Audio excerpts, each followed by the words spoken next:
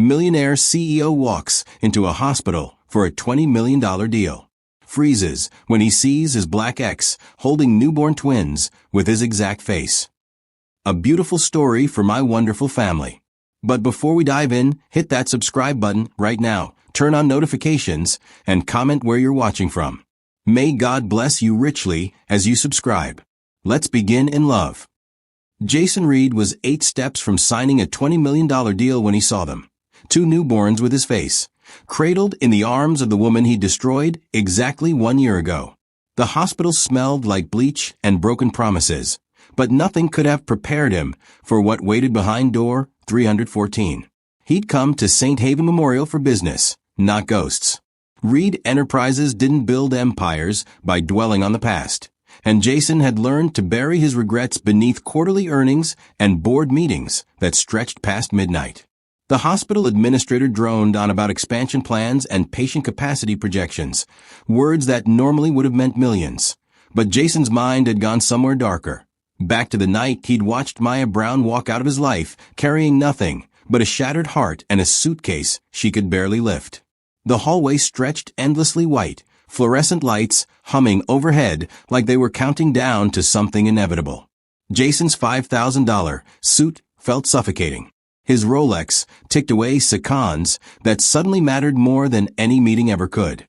The administrator turned left toward the conference room, but Jason's feet stopped moving because through that half-open door he saw her, Maya, exhausted and radiant in a faded hospital gown, her dark hair pulled back, her brown skin glowing despite the harsh lighting, holding 2 sleeping infants who looked exactly like him. Not similar. Exactly. The contract folder hit the floor. Papers scattered like his thoughts. White sheets with black numbers that meant nothing anymore because those babies had his nose, his chin, the same dark eyebrows he saw every morning in the mirror when he pretended his life wasn't empty. Maya hadn't noticed him yet. She was staring down at the twins with a kind of fierce love he'd only seen once before, the night she'd looked at him and said, "I'd fight the whole world for us," right before his mother Margaret made sure she'd have to. Time became viscous, thick, drowning. Jason couldn't breathe. The twins were days old, maybe hours, wrapped in those generic hospital blankets with pink and blue stripes that every newborn gets. And they were his. He knew it the way, fire burns before you touch it. Cellular, undeniable, devastating. 1 year ago, he'd chosen his mother's venom over Maya's truth, and now he was staring at the cost of that choice sleeping peacefully in her arms. Would you walk into that room knowing it'll detonate your entire life, or would you run like a coward and pretend you saw nothing? Because Jason Reed had exactly 3 seconds to decide, and every nerve in his body was screaming contradictions. Go in, stay out, beg forgiveness, protect yourself, be a man, save your empire. Maya's head lifted slowly, like she sensed him standing there radiating guilt and shock.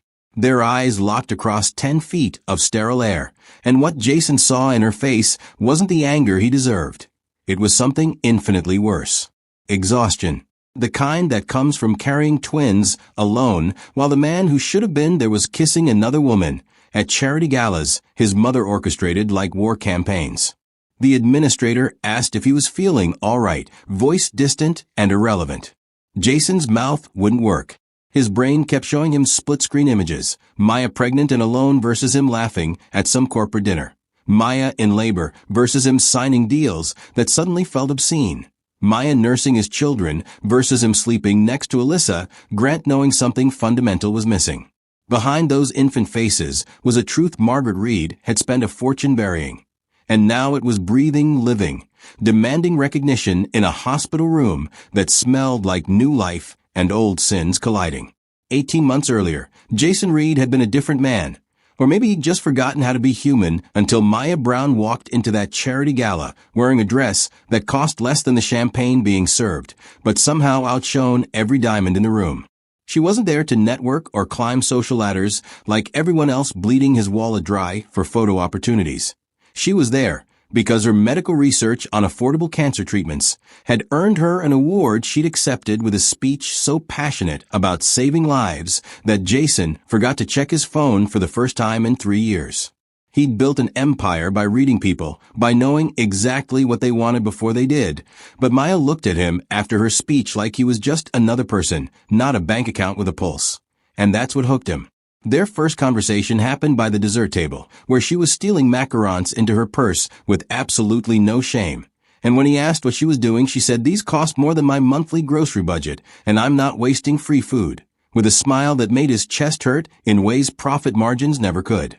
Jason had dated women who ordered salads they wouldn't eat and laughed at jokes that weren't funny because his last name opened doors their families had been trying to unlock for generations. But Maya argued with him about healthcare policy over stolen pastries and called his company's charitable contributions performative nonsense right to his face. He should have been offended. Instead, he asked for her number. Would you fall for someone who saw through your money to the person underneath? Or does that kind of honesty scare you too much? Because Jason fell hard and fast, the kind of falling that makes successful men do stupid things like cancel board meetings to watch her work in a lab coat explaining cellular mutation like it was poetry, or show up at her tiny apartment with takeout because she'd forgotten to eat again, or imagine futures that didn't involve his mother's approval for the first time in his carefully constructed life. 6 months in, Maya had rewritten what happiness meant. She made him laugh during conference calls he used to dread. She challenged every assumption he'd made about what mattered. She fit into his world without changing herself, showing up to investor dinners in affordable dresses while other women dripped in jewelry his company probably financed. And somehow she made everyone else look desperate and hollow. Jason's penthouse stopped feeling like a museum and started feeling like home because Maya filled it with plants she'd rescued from grocery store clearance sections, books about everything from astrophysics to poetry, and a warmth that had been missing since before his father died and left him alone with Margaret's ambitions. But Margaret Reed had been watching, calculating, hating every second her son smiled at a woman whose last name wasn't in the social register and whose skin color made her clutch her pearls like they were weapons. Their first meeting happened at Jason's birthday dinner, an ambush Maya didn't see coming because she'd been too busy being nervous about meeting his mother to notice the trap being set. Margaret had been elegant and cold, shaking Maya's hand like she was touching something contaminated, asking about her family with questions designed to highlight everything Maya wasn't: old money, connected, white. Every compliment Margaret offered came wrapped in poison. How refreshing that you wear affordable clothes. Most gold diggers try harder. And your research sounds darling, such a noble little hobby, delivered with a smile that never reached her ice blue eyes. Maya had handled it with grace Jason didn't deserve, answering every veiled insult with facts about her work, refusing to shrink under Margaret's microscope, staying kind when kindness wasn't being returned. But Jason saw his mother's face across that table. The barely concealed disgust, the calculation happening behind her frozen smile, the way she looked at Maya like a problem that needed solving. He should have defended her harder. He should have told his mother to stop or leave. Instead, he'd made excuses after Maya went home, telling himself it would get better, that Margaret just needed time, that love would somehow conquer breeding and bigotry. Have you ever watched someone you love get torn apart slowly and done nothing because confronting it meant losing everything else? That dinner was just the beginning, but Jason was too blind or too cowardly to see that his mother had already declared war, and Maya was the enemy she intended to destroy no matter what it cost. Margaret Reed didn't destroy Maya with explosions. She used paper cuts, 1,000 tiny wounds designed to bleed slowly until there was nothing left but doubt and exhaustion. The war started subtly, so subtly that Jason missed every single shot his mother fired while he was busy pretending his family could coexist with the woman he loved. Margaret began showing up unannounced at the penthouse with decorators who'd rearrange furniture Maya had chosen, saying, "I'm just helping dear. You have such limited experience with proper homes," while smiling like a viper in Chanel. She'd invite Jason to family dinners and forget to include Maya until the last minute, then apologize with, "Oh, darling, I assumed you'd be working in that little lab of yours," like Maya's groundbreaking cancer research was a hobby she'd outgrow. Every Sunday brunch became a battlefield where Margaret would mention Alyssa Grant, childhood friend, daughter of the Grant Hotel dynasty, Princeton educated, everything Maya wasn't, at least 3 times per conversation. Alyssa started appearing everywhere Jason and Maya used to be alone. Charity events where Margaret had conveniently bought her a ticket. Business dinners where she'd been seated beside Jason. Weekend gatherings at the Reed estate where she'd laugh at inside jokes from a childhood Maya could never access. Jason noticed, but said nothing because confronting his mother meant choosing sides. And he'd been trained since birth to keep Margaret happy no matter what it cost everyone else. Would you fight a war you didn't even know you were losing? Or would you see the trap closing before it was too late? Maya fought with everything she had, staying kind when Margaret was cruel, showing up when she wasn't wanted, loving Jason harder when his mother made it clear that love would never be enough. But kindness doesn't win against calculated malice, and Margaret had 58 years of practice turning people into obstacles she could remove. 6 months into the silent war, Maya started changing in ways that broke Jason's heart when he was paying attention, which wasn't often enough. She'd second-guess outfits before events, asking if she looked appropriate in dresses that made her beautiful, but apparently not acceptable. She'd go quiet during family dinners while Margaret and Alyssa discussed vacation homes and boarding schools and society functions in a language designed to exclude anyone whose grandfather hadn't owned railroads. She stopped leaving her things around Jason's penthouse because Margaret had commented how cluttered it looked. Stopped cooking the Nigerian food she'd grown up with because his mother had wrinkled her nose and called it pungent. Stopped being fully herself because the message was clear. You don't belong here and you never will. Jason watched it happen like a coward watches a car crash, knowing he should intervene, but frozen by the weight of expectations and inheritance, and a mother who'd spent his whole life making love conditional on obedience. He'd tell Maya that Margaret would come around eventually, that she just needed time, feeding her hope like poison while his mother sharpened her knives for the killing blow. Alyssa was always there now, sitting in chairs Maya used to occupy, wearing perfume in rooms that used to smell like Maya's coconut shampoo, laughing at Jason's stories like she had some claim to his attention that a medical researcher from a middle-class black family could never match. The dinner where everything crystallized happened on a Tuesday in November. Rain hammering the Reed estate windows, while Margaret served wine that cost more than Maya's monthly rent. Alyssa was there, of course, positioned beside Jason like they were already a couple, and Margaret spent 2 hours reminiscing about Jason and Alyssa's childhood, while Maya sat across the table being erased in real time. Every story Margaret told included Alyssa, vacations they'd taken, games they'd played, a future they'd apparently been destined for since birth. And every story excluded Maya like she was temporary, forgettable, already gone. Should a mother have the power to destroy her son's happiness just because she thinks she knows better? Or is that just control disguised as love? Jason sat there letting it happen, watching Maya's face grow more distant with each perfectly aimed comment. And the worst part was knowing he could stop it with one word, but that word would cost him everything his father had built and his mother controlled. Margaret raised her wine glass that night with a smile that would haunt Jason later, saying to family, to legacy, to knowing where you truly belong, while staring directly at Maya. And even Jason couldn't pretend anymore that this was anything but a declaration. His mother intended to win, and she didn't care who she had to destroy to make it happen.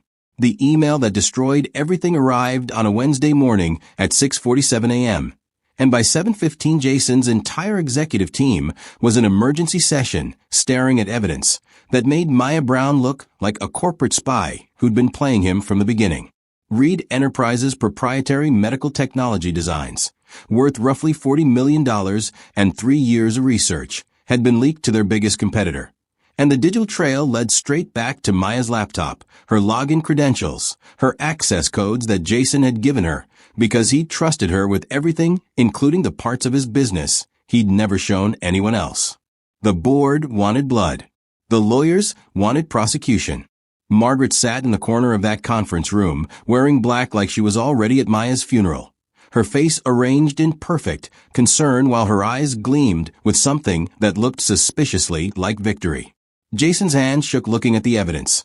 Timestamps showing Maya accessing restricted servers at 2 a.m., file transfers happening from her IP address, communication logs between her email and a shell corporation that couldn't be traced, but definitely wasn't innocent. His head of security laid it out like a murder case. Motive, opportunity, execution, and Maya's digital fingerprints covering every crime scene. It was too perfect, too clean, too convenient. But Jason's brain was drowning in betrayal, and his mother's voice was in his ear saying, "I told you she wasn't what she seemed. I told you people like that only want what they can take," with a satisfaction that should have been his first clue something was deeply wrong. Would you believe the evidence or the person you love when everything points to guilt, but your heart knows something doesn't add up? Jason chose wrong. He chose the numbers, the lawyers, the corporate logic that had built his empire but was about to destroy his soul. He called Maya into his office that afternoon.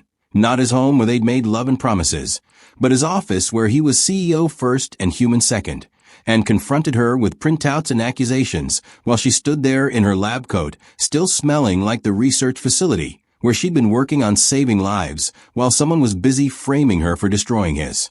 Maya's face went from confused to horrified to shattered in the span of 30 seconds, and Jason watched it happen like he was outside his own body screaming at himself to stop, but unable to override the programming Margaret had installed since childhood.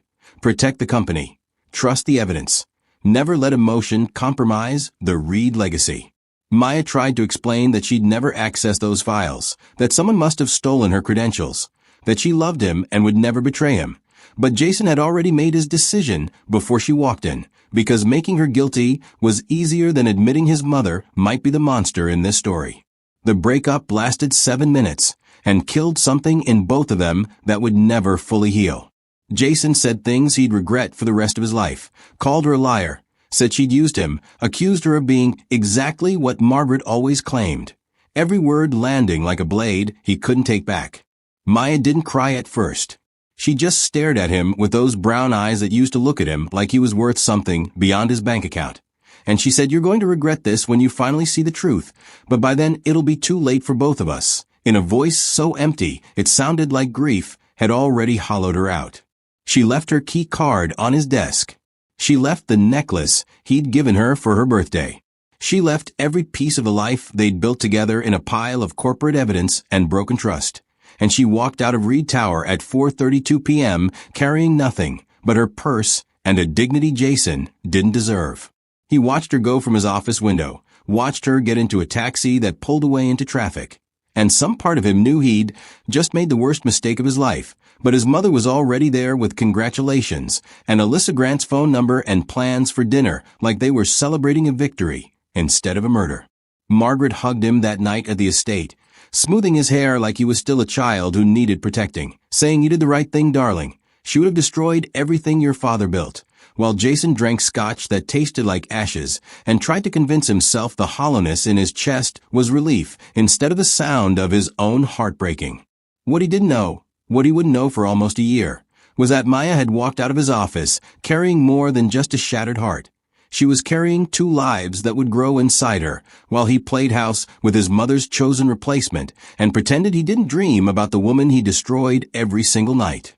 Maya discovered she was pregnant 3 weeks after Jason destroyed her, sitting on the bathroom floor of a studio apartment that cost half her savings and smelled like someone else's cigarette, smoke seeping through the walls.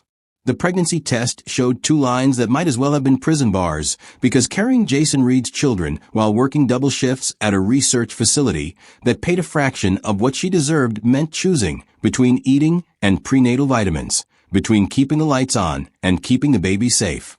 She didn't call him. She didn't beg. She'd seen his face when he called her a liar and a thief. Seen how easily Margaret's poison had turned him into someone who'd choose his mother's lies over the woman who'd loved him with everything she had. And Maya Brown had too much dignity to crawl back to a man who'd already made it clear she was disposable. The pregnancy was brutal in ways the parenting books don't mention. Morning sickness that lasted all day while she pipette samples with shaking hands. Exhaustion so deep she'd fall asleep on the bus and wake up miles past her stop. Swollen ankles that throbbed through 12-hour shifts because medical research doesn't stop for someone else's consequences. Maya worked until her lab coat wouldn't button anymore, then worked in oversized scrubs until her supervisor noticed and offered her unpaid leave she couldn't afford to take. She ate ramen and rice, skipped meals so the babies wouldn't, attended prenatal appointments at a free clinic where the wait times stretched for hours, and nobody asked why she was doing this alone, because half the women there had similar stories of men who disappeared when responsibility arrived. Would you keep fighting when every day feels impossible? Or would you give up when the person who should be beside you is living in luxury while you're drowning? Maya fought like she'd been fighting her whole life, quietly, relentlessly, refusing to let circumstances define her children's futures, even when circumstance felt like a boot on her throat. She found a night job transcribing medical records after her research shifts, typing until her fingers cramped and her vision blurred, saving every dollar that didn't go to rent or food or the growing list of things 2 babies would need. Her mother offered to help but lived 5 states away on a teacher's pension that barely covered her own bills. Her friends tried, but had their own struggles. Maya was alone in the way that only single mothers understand, surrounded by a world that kept spinning while hers contracted to the size of a womb, holding 2 lives she'd protect with everything she'd never have. 8 months in, Maya looked like survival itself. Dark circles under her eyes, body swollen and aching, hands that trembled from exhaustion and malnutrition she'd never admit to her doctor. She'd pass Reed Tower sometimes on buses she'd take home from the clinic, would see the building lit up like a monument to everything she'd lost, and wonder if Jason ever thought about her or if Margaret had successfully erased her like dirt washed off expensive marble. The wandering hurt worse than the leaving, worse than the accusation, worse than being called a thief by the man who'd promised her forever then threw her away when his mother demanded it. Jason's life had moved on with the efficiency of corporate machinery that never stops for human wreckage. He'd started dating Alyssa Grant exactly 6 weeks after Maya left, or rather, Margaret had started orchestrating their relationship with the precision of a general commanding troops. Alyssa was everywhere Jason used to see Maya, seated beside him at charity dinners where photographers captured their perfectly matched aesthetics, accompanying him to board meetings as his unofficial consultant, wearing designer dresses to events where she'd smile for society pages that called them the perfect merger of old money and new power. She was beautiful in the way Margaret approved of, blonde, polished, ambitious in directions that complimented rather than challenged, everything Maya had refused to be even. When refusing cost her everything. But Jason was hollow. He'd stand in his penthouse looking at the city spread beneath him like a kingdom he'd won but didn't want, drinking scotch that didn't fill the void, sleeping beside Alyssa on nights when Margaret insisted she stay over, but never quite touching her the way he'd touched Maya. Success tasted like ashes. Every deal he closed felt meaningless.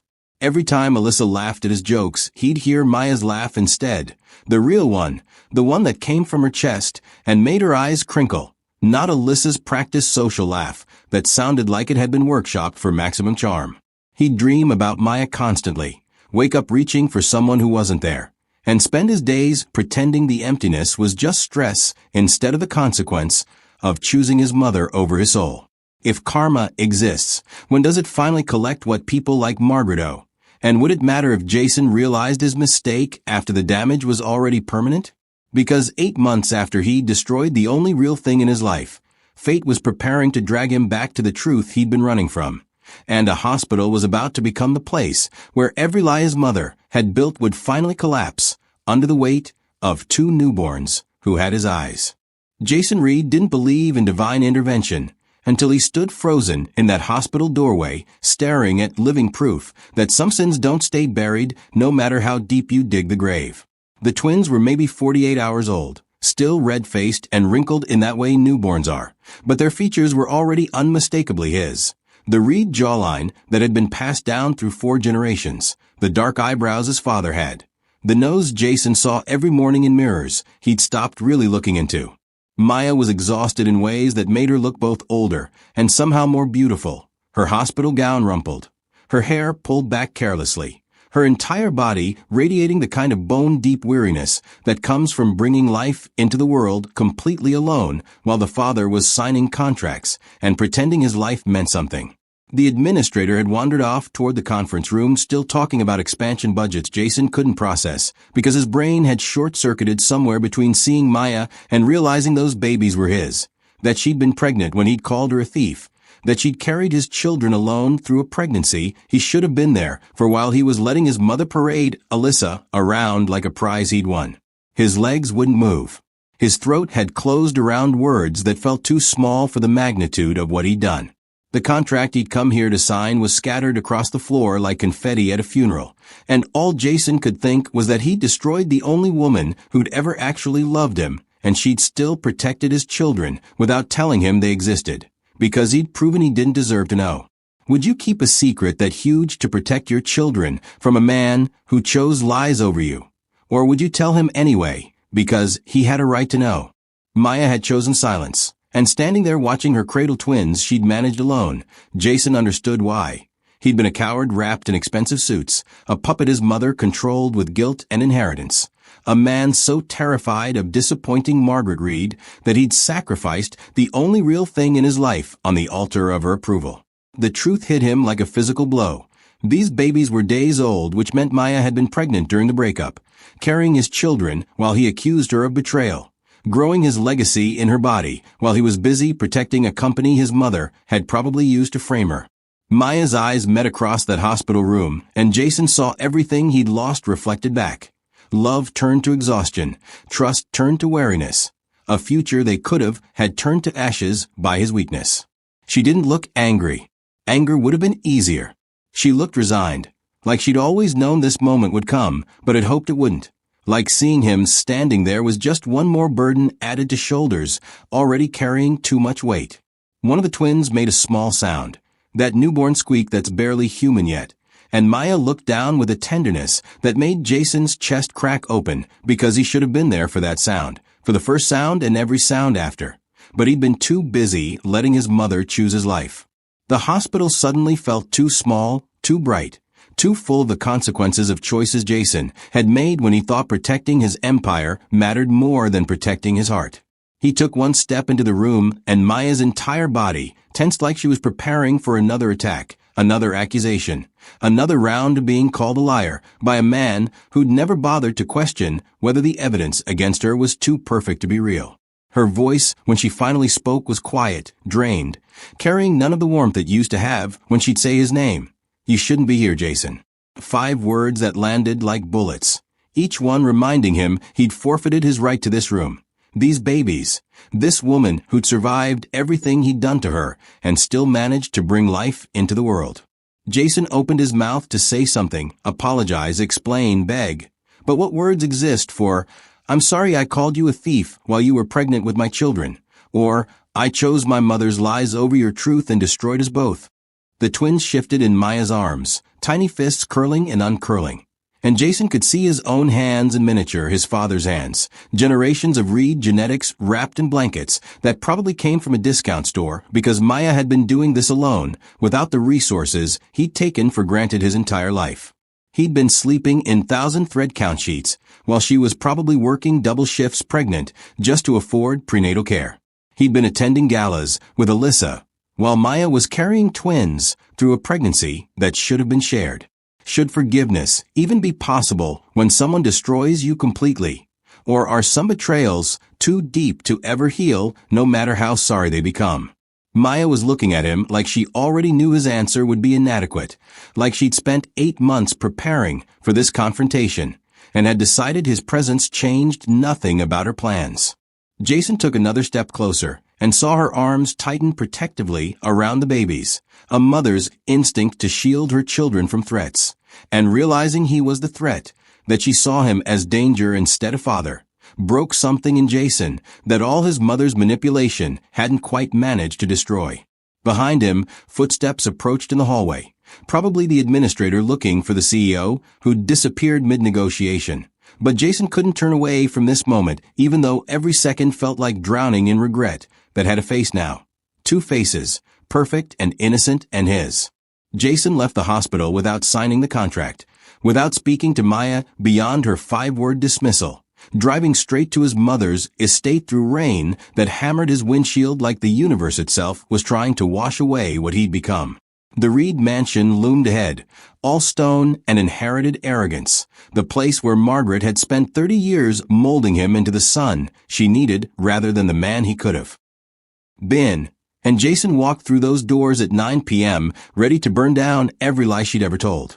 He found her in the sitting room with a glass of wine and a smile that died the second she saw his face. And before she could arrange her features into maternal concern, Jason said, "Maya, just had my children," in a voice that sounded like something breaking. Margaret's hand froze halfway to her mouth, wine trembling in crystal that probably cost more than Maya's entire hospital bill. And for one beautiful second, Jason saw fear flicker across his mother's face before she locked it down behind decades of practice, lying with elegance. She recovered quickly, setting down her glass with deliberate precision, saying, "Darling, you can't possibly believe those children are yours, that woman clearly." But Jason cut her off with a laugh that had no humor in it, just the sound of a man who'd finally seen the puppet strings his mother had been pulling his entire life. The twins had his face. They had his father's nose. They had Reed written across every feature, and Margaret knew it, which meant she'd always known it, which meant every move she'd made for the past year had been calculated to keep him away from truth that would destroy her control. Thunder rolled outside like the sky was collapsing, rain lashing the windows of a house that suddenly felt like a mausoleum built on secrets. And Jason stood there looking at the woman who'd raised him, wondering when exactly she'd stopped being his mother and started being his warden. He asked her about the data leak, about the evidence that had destroyed Maya, about the timing that was too perfect and the trail that was too clean, and he watched Margaret's face because he'd spent 34 years reading her expressions, and he knew when she was calculating her next lie. She tried deflection first, suggesting he was emotional and confused, that grief and guilt were making him paranoid. But Jason had been in enough boardrooms to know when someone was stalling because the truth would end them. Would you want to know if your own mother destroyed the person you loved? Or would you rather keep believing the comfortable lie that lets you sleep at night? Jason chose truth even though truth was about to detonate his entire existence.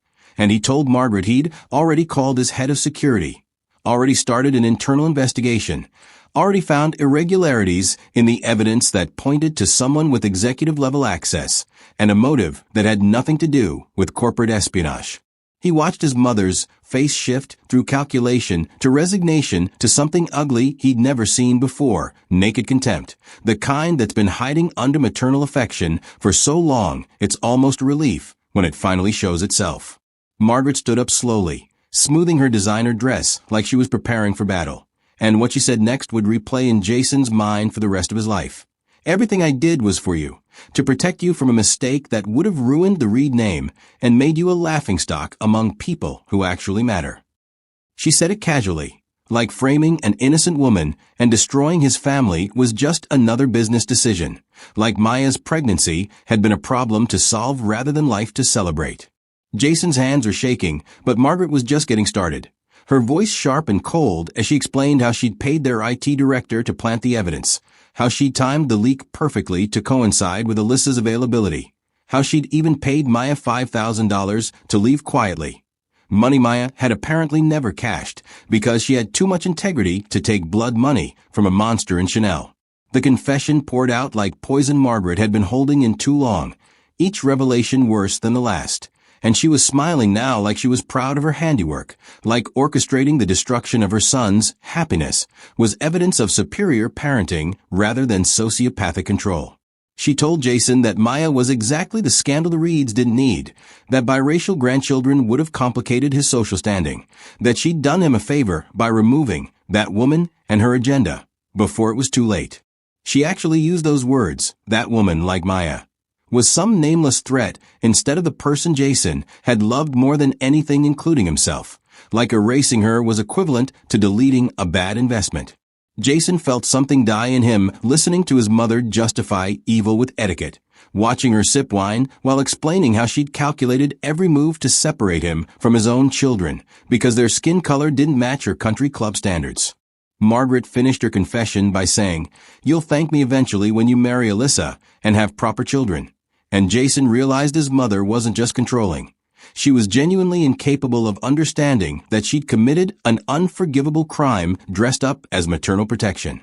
The woman standing in front of him had raised him, loved him in her broken way, built him into a billionaire CEO, and also destroyed the only genuine happiness he'd ever known because her bigotry mattered more than his joy. Can you ever forgive a parent who loved you enough to raise you, but not enough to let you be happy on your own terms? Or does that kind of betrayal sever bonds even biology can't repair?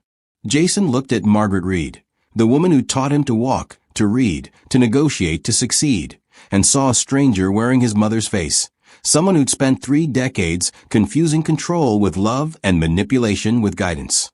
He told her she destroyed his family, destroyed Maya, destroyed 2 innocent children's right to have a father, all because she couldn't accept that love doesn't follow bloodlines or balance sheets or the toxic standards of people whose approval meant nothing to anyone who actually mattered.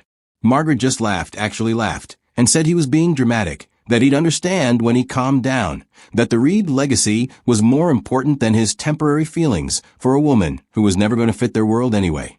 That laugh, cold and dismissive and utterly certain of its righteousness, was the sound of Jason finally understanding that his mother would never see herself as the villain in this story, and that meant she'd do it all again if given the chance. Margaret Reed had scheduled the press conference for a Thursday afternoon, 3 weeks after Jason discovered his children, announcing his engagement to Alyssa Grant with the precision of a general deploying troops she believed had already won the war. The Reed Tower conference room was packed with journalists, society reporters, photographers whose cameras would immortalize what Margaret thought would be her greatest victory: the union of 2 acceptable families, the erasure of Jason's mistake, the confirmation that her control remained absolute. Alyssa stood beside Margaret in a cream-colored dress that probably cost more than Maya's annual salary, wearing a smile that looked practiced in mirrors, holding a press release that described their love story in language a PR firm had workshopped until it sounded like destiny instead of arrangement. Jason was supposed to arrive at 2 p.m., take his place beside Alyssa, read the statement his mother had written, and seal Maya's erasure with a ring that felt like a prison sentence. He arrived at 1:58 p.m., but not alone, and the moment Margaret saw Maya walk through those doors, holding 2 infant car seats with Jason's hand wrapped around hers, every ounce of color drained from his mother's face like she was watching her own execution. The press didn't know what they were seeing yet, just a billionaire CEO entering with a black women and newborns, an unexpected variable in what was supposed to be a controlled narrative. But Margaret knew immediately that her empire was about to collapse in real time on cameras that would broadcast her destruction to everyone who'd ever envied the Reed name. Jason walked to the podium where his mother stood frozen, where Alyssa's smile had turned to confusion, where microphones waited to record either Margaret's triumph or her complete annihilation. Would you burn down your entire legacy to expose the truth, or would you stay silent and let evil win because speaking up costs everything you built? Jason chose fire, and his first words into those microphones were, "My mother is about to announce my engagement to a woman I don't love, to cover up the fact that she framed and destroyed the mother of my children because racism and control mattered more than my happiness." The conference room exploded, reporters shouting questions, cameras flashing like lightning, Margaret's face contorting through shock to rage to something that looked like a heart attack happening in real time. Alyssa stepped back from the podium, looking betrayed and humiliated, finally understanding she'd been a prop in Margaret's stage play, a replacement body meant to occupy space Maya should have filled. Jason didn't stop. He laid out everything: the forged evidence, the paid IT director who'd already confessed in exchange for immunity, the $5,000 check Margaret had written to make Maya disappear, the confession she delivered over wine 3 weeks ago, thinking her son would eventually forgive her, because family always does. He told them about Maya's pregnancy, about working double shifts, while he was accusing her of crimes his mother had committed, about giving birth alone to twins who had the Reed genetics Margaret had tried to bury under lies and strategic marriages to acceptable white women. Every word was a knife in his mother's carefully constructed image. Every revelation destroying decades of reputation Margaret had built on the backs of people she deemed unworthy of basic human decency. The reporters were recording everything, scribbling notes that would become headlines Margaret couldn't spin or suppress. And Jason could see his mother calculating whether she could salvage this, or if she'd finally met a truth too big to manipulate. Maya stood beside him holding their children, their son and daughter, 3 weeks old now, already bearing the weight of a war they hadn't asked to be born into. And she looked terrified but resolved, like she'd agreed to this public execution because Jason had finally proven he'd choose her over Margaret's approval. The twins were sleeping through their own vindication, tiny faces peaceful while their grandmother's world burned down around the lies she told. Margaret tried to speak, stepping toward the microphone with her political smile starting to activate. But Jason cut her off by lifting his daughter from Maya's arms and holding her up for every camera to capture. A Reed heir with brown skin and her mother's beautiful features mixed with Jason's unmistakable genetics. Living proof that Margaret's worst fear had already happened and no amount of scheming could unmake it. He said, "This is Zara Reed and her brother Caleb Reed, and their mother Maya Brown, who my mother tried to erase because she thought bloodline purity mattered more than love." And the way he said it made sure every reporter understood this wasn't just family drama. This was exposure of the toxic values that had been hiding behind charity galas and foundation donations for generations. Should someone who orchestrated that much evil ever be forgiven just because they share your DNA? Or does blood stop mattering when it's been used to draw lines instead of build bridges? The press conference that was supposed to celebrate Margaret's control became her public trial. And Jason made sure every detail was recorded, not for revenge, though revenge was sweet, but because silence had protected his mother's cruelty for too long, and Maya deserved the world knowing she'd been innocent all along. Margaret's face had gone from pale to red, her hands trembling with rage she couldn't express without confirming everything Jason had just revealed. And somewhere in that moment, she realized her son was finally, permanently, beyond her reach. Alyssa left the conference room crying, her own humiliation broadcast to society pages that would spend weeks dissecting how she'd been used as a pawn in Margaret Reed's chess game against a medical researcher who'd committed the crime of being loved by the wrong person's son. The reporters shouted questions about the evidence, about the timeline, about whether charges would be filed. And Jason answered every one with a calmness that came from finally standing in his own truth instead of his mother's manufactured reality. Maya stayed quiet beside him, letting him carry this moment. But her presence was its own statement. She'd survived Margaret's worst and was still standing, still protecting their children, still somehow finding it in herself to give Jason a second chance he knew he didn't deserve but would spend his life trying to earn. 6 months after the press conference that destroyed Margaret Reed's empire and rebuilt Jason's soul, peace looked like a townhouse in Brooklyn where toys were scattered across hardwood floors, and the smell of Maya's cooking-filled rooms that finally felt like home instead of showpieces designed to impress people whose opinions had never mattered. The twins were sitting up now, babbling nonsense that sounded like entire conversations. And Jason would spend hours on the floor with them learning fatherhood from scratch, because there's no boardroom training for changing diapers at 3 a.m. or understanding why Caleb only stopped crying when you held him at exactly the right angle. Maya had gone back to her research part-time, working on the cancer treatment protocols she'd never abandoned even when Jason's mother tried to erase her. And watching her explain cellular mutations to colleagues who actually respected her brilliance made Jason understand how much of herself she'd dimmed trying to fit into his world when his world should have been breaking itself open to deserve her. Margaret had been cut off completely, no contact, no money beyond what the family trust legally required, no access to the grandchildren she'd tried to prevent from existing because their skin tone didn't match her country club standards. She tried calling 47 times in the first month, each voicemail progressing from outrage to manipulation to something that almost sounded like remorse but probably wasn't. And Jason had blocked her number after she sent lawyers threatening custody battles she had no legal standing to win. Some people couldn't be redeemed. And Margaret Reed had proven that evil dressed in pearls and charity donations was still evil, still capable of destroying lives without losing sleep. Still convinced that her intentions justified methods that would haunt Jason for the rest of his life.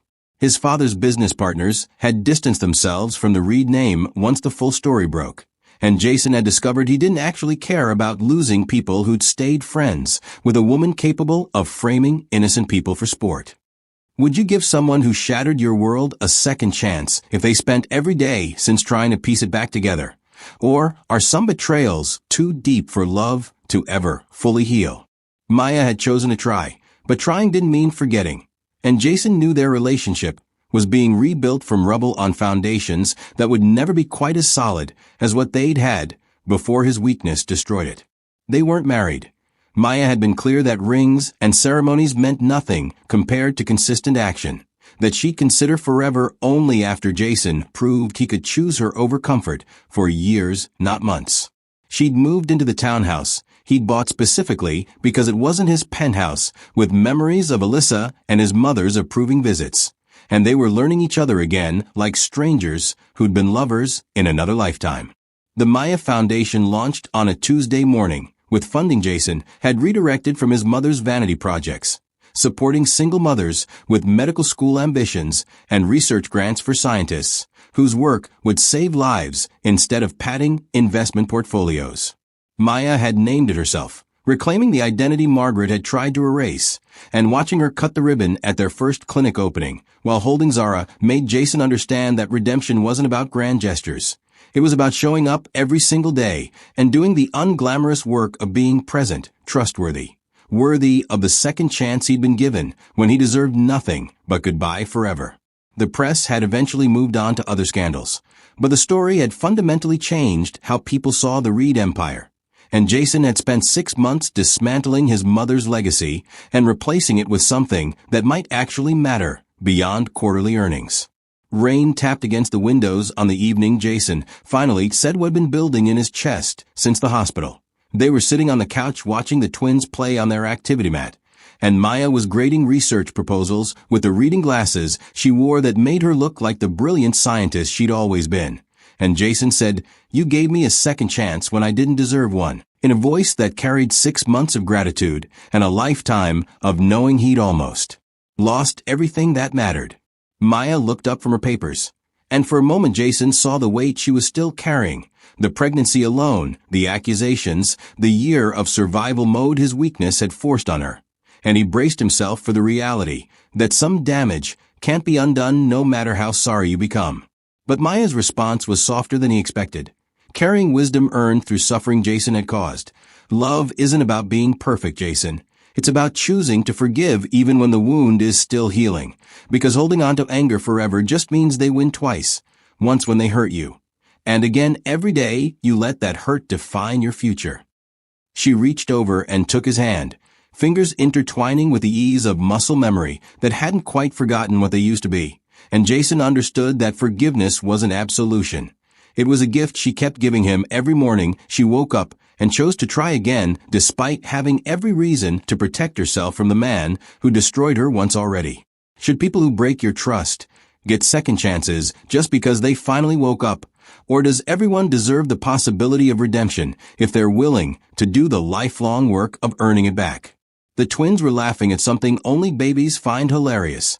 Pure joy unmarked by the complicated history that had brought them into existence.